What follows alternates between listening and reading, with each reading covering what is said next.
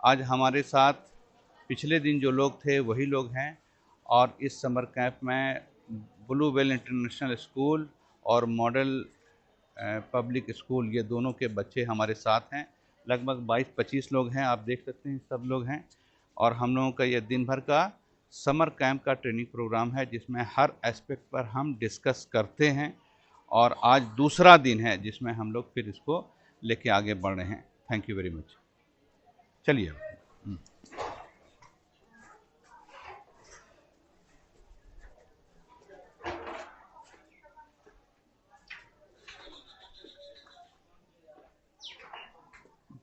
उन लोग का ले लो। हाँ आ रही थी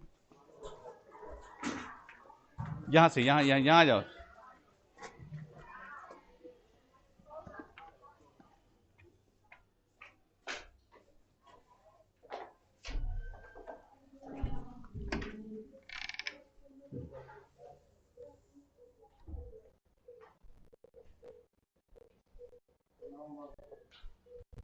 प्रणाम प्रणाम।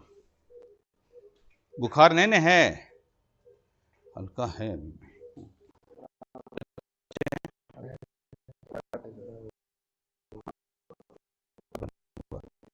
तो ज़्यादा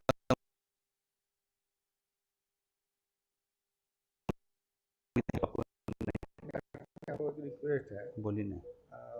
बच्चा लोग लगा करें। हाँ चाह रहे हैं सर एक बार बड़े शनिवार को किया जाए, 2 दिन बृहस्पतिवार को दें, शनिवार को। हाँ बृहस्पतिवार को तो भूत पकड़ लेता है। ठीक है, मैं भूत नहीं पकड़ता है, तब भूत भात का डर है खुद। आपको ये बात बताया था कि आप जिस रूम में रह रहे हैं उस रूम में क्रॉस वेंटिलेशन का कंसेप्ट होना चाहिए ताकि हवा उधर से आए तो इधर से निकल जाए। एक, अगर नहीं है तो यूँ समझिए हम बीमारी पटा रहे हैं। एक, दूसरी चीज़ हमने आपको ये बात बताई थी कि एयर कंडीशनर हवा लेता है और उसी हवा को ठंडा करके आपको दे देता है। दो, तीसरी बात हमने ये बात आपको बताई थी कि हाइपरबैरिक, ये आईसीयू हाइपरबैरिक है, यानी इसके अंदर हवा डाली जा रही है ताकि हवा का प्रेशर अंदर में ज़्यादा रहे और बाहर में कम रहे।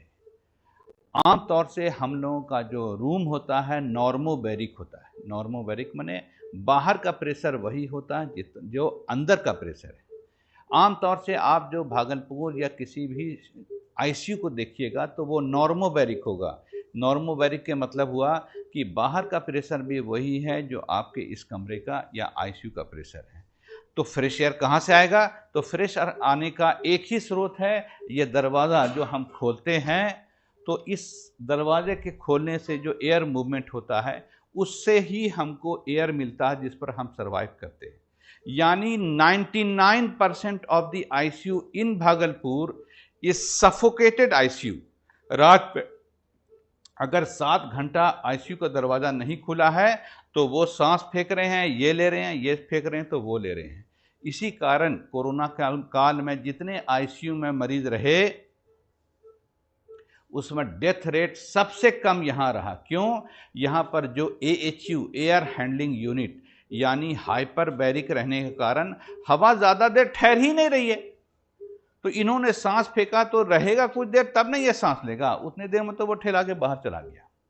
यही कारण है कि इस फोड़ के दरमियान अगर आप उधर खड़े रहिएगा तो आपको लगेगा अंदर से हवा आ रही है। ठीक है?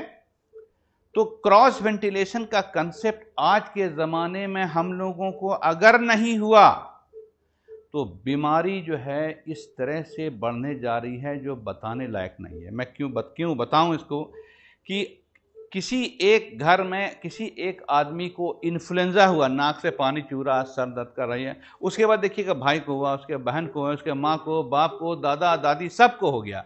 तो क्या हुआ? ये सब लोग एक साथ बैठ रहे हैं और वायरस जो है एक दूसरे को कंटामिनेट कर दे रहा है। इसी तरह से अगर इस चिकन पॉक्स अगर किसी बच्चे को हो गया है, क्लासरूम में इन्फ्लुएंजा हुआ है, तो क्लासरूम में सबको ये बीमारी पड़ जाएगी। क्यों? क्लासरूम में क्रॉस वेंटिलेशन नहीं है। क्लासरूम में एसी लगा हुआ है, लेकिन एसी ये मानते हुए लगा हुआ है कि ये फ्रेश एयर दे रहा है, 60 बच्चे हैं, 60 बच्चे सांस फेंक रहे हैं और ले रहे हैं, और फ्रेश एयर पंप हो ही नहीं रहा साहब। खिड़की के वाड़ी बंद कर दिया, अंधेरा कर दिया, वाह वाह वाह कर दिया, और ठंडा है।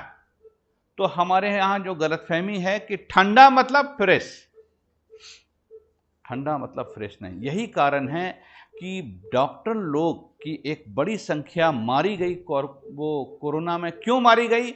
इसलिए मारी गई कि जिस डॉक्टर को कोरोना हुआ, घर के लोगों ने उनको एक कमरे में कर दिया कि भाई कमरे में रहो, आइसोलेशन कर दिया, केवाड़ी खिड़की बंद कर दिया, एसी ऑन कर दिया, और डॉक्टर साहब अंदर में बैठ के जो सांस फेंक रहे हैं वे सांस ले रहे हैं, सांस फेंक रहे हैं वे ले रहे हैं। क्यों? खिड़की केवाड़ी तो बंद है भाई साहब, एसी लगाए हुए हैं, डॉक्टर साहब के अलावा कोई दूसरा आदमी नहीं है।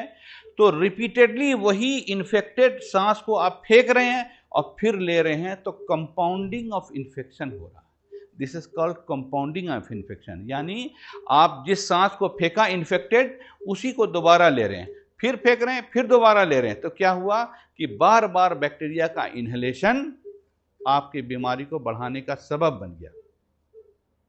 यही कारण बड़े बड़े ऐसे डॉक्टर अग्रवाल जैसे लोग मारे गए। चूंकि इंजीनियरिंग माइंडसेट हम डॉक्टरों का होता नहीं है, इसलिए हमें पता ही नहीं है कि हुआ क्या, अभी तक किसी को पता नहीं है। हमारा इंजीनियरिंग बैकग्राउंड है, हम इस एयर सर्कुलेशन और हाइपरबैरिक और नॉर्मोबैरिक को समझते हैं।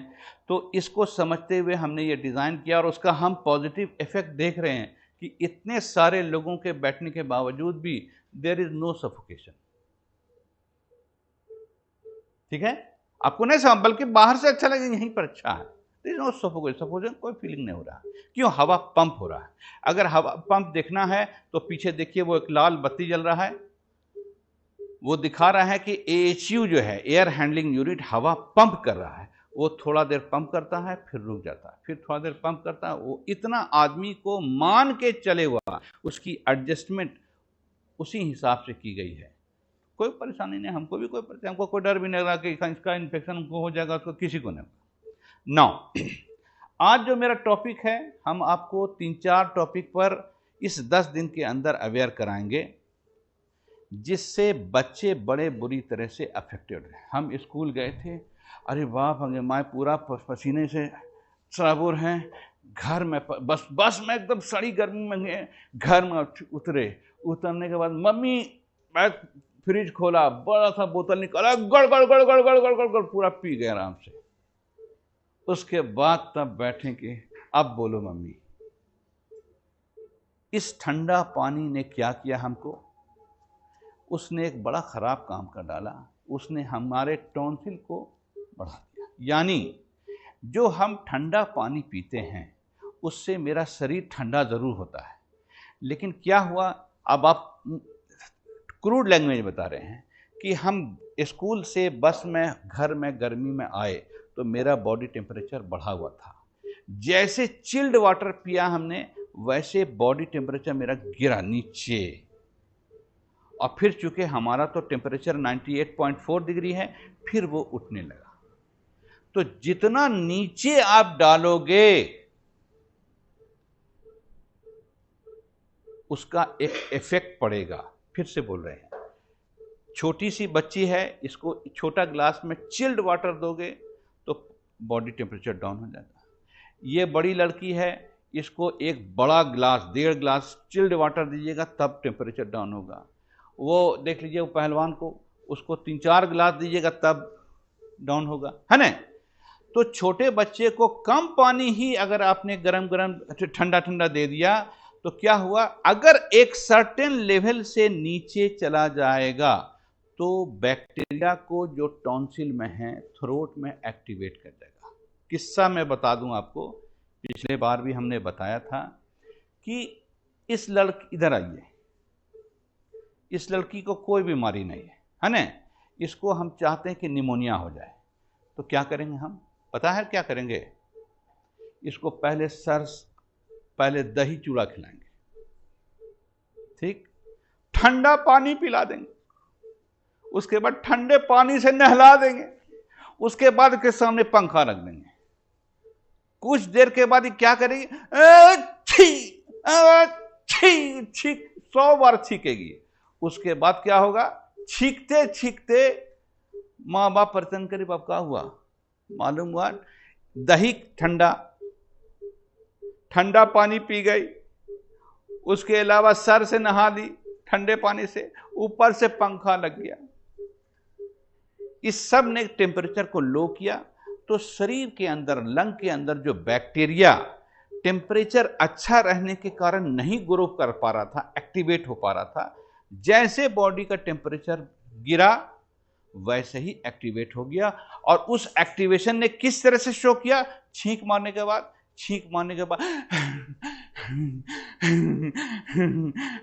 हो रहा, निमोनिया हो गया, सुनिए किस्सा। उसके बाद हाई फीवर हो गया, उसके बाद जल्दी से लेके गए डॉक्टर के पास, आईसीयू में जाके वहां भर्ती है। क्या हुआ तो इसको निमोनिया, क्या हुआ था तो क्या बताऊं डॉक्टर साहब, स्कूल से आई थी, ठंडे पानी से नहा ली, ठंडा पानी पी ली, दही चूड़ा फ्रिज में रखा वो खा ली, और उसके बाद एसी वाले कमरे में बैठ गई थी, बस हो गया शुरू।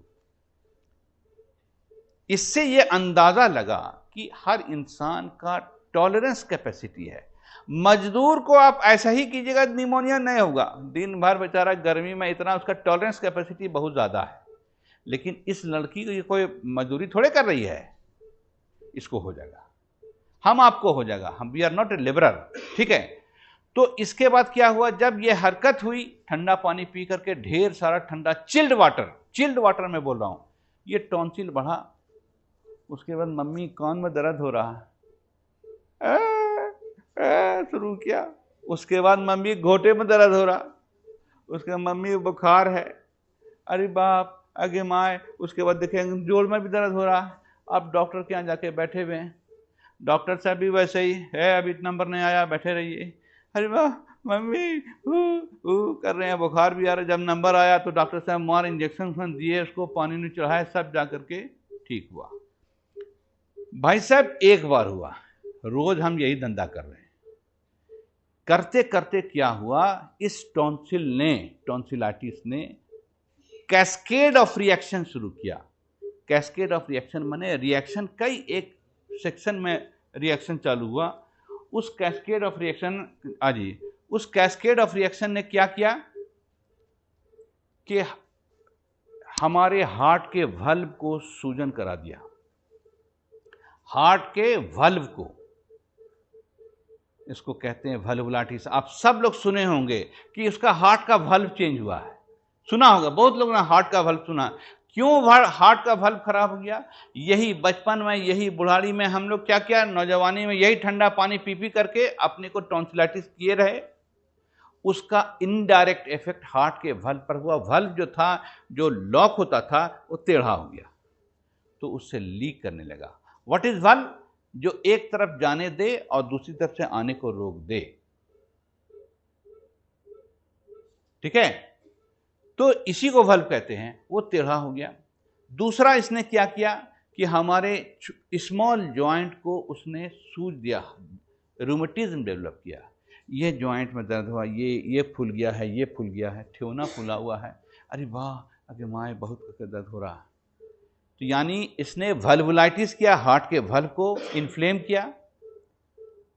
दूसरा इसने आर्थराइटिस किया, रूमेटॉइड आर्थराइटिस, रूमेटिक आर्थराइटिस कहते हैं, जो जॉइंट में पेन होता है। तीसरा इसने न दिखने वाला गुर्दे में सूजन करा दिया, इसको नेफ्राइटिस कहते हैं, जो बच्चों में बड़ा कॉमन है, बड़ों में भी कॉमन है। तो अब नेफ्राइटिस के कारण किडनी फेल्योर होता है, और किडनी फेल्योर के बाद एंड स्टेज में डायलिसिस कराना पड़ता है। देखें आप नीचे डायलिसिस यूनिट देखा जाइएगा आप लोग। वाल्व में प्रॉब्लम हुआ तो शुरू में बचपन में तो पता नहीं चला, जब नौजवान हुए, थोड़ा सा और एज आया, तो जो वाल्व तो इंसान के शरीर के बढ़ोतरी के कारण वाल्व भी तो बढ़ा हुआ, तो वाल्व तो बेचारा टेढ़ा था, तो वो वाल्व ठीक से काम नहीं करने लगा, जिसके कारण वाल्व रिप्लेसमेंट सर्जरी होती है हार्ट की। ठीक, गुर्दे में खराब आई तो फिर आस्ते आस्ते गुर्दे की दवा खानी पड़ती है, और जब गुर्दा डैमेज हो जाता तो हमको लास्ट में डायलिसिस पर आना पड़ता है या किडनी ट्रांसप्लांट कराना पड़ता है। दो, तीसरा एक और जॉइंट पेन शुरू हो जाता है। ठीक है, स्मॉल जॉइंट, लार्ज जॉइंट, ये सब दोनों इसी कब होता है, यही वो एज है जब ये चीज शुरू होती है।